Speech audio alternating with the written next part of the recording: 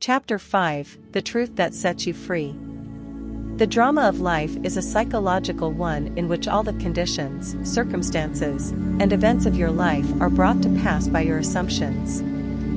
Since your life is determined by your assumptions, you are forced to recognize the fact that you are either a slave to your assumptions or their master. To become the master of your assumptions is the key to undreamed of freedom and happiness. You can attain this mastery by deliberate conscious control of your imagination. You determine your assumptions in this way, form a mental image, a picture of the state desired, of the person you want to be. Concentrate your attention upon the feeling that you are already that person. First, visualize the picture in your consciousness.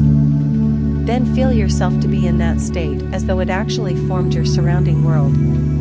By your imagination, that which was a mere mental image is changed into a seemingly solid reality. The great secret is a controlled imagination and a well-sustained attention firmly and repeatedly focused on the object to be accomplished.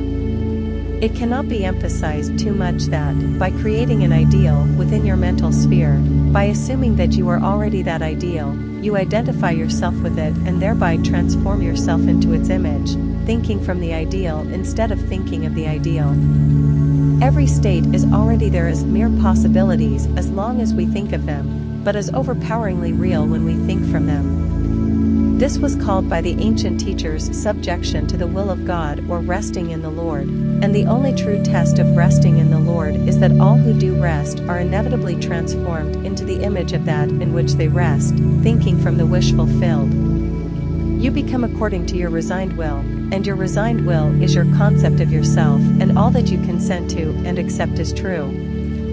You, assuming the feeling of your wish fulfilled and continuing therein, take upon yourself the results of that state. Not assuming the feeling of your wish fulfilled, you are ever free of the results. When you understand the redemptive function of imagination, you hold in your hands the key to the solution of all your problems.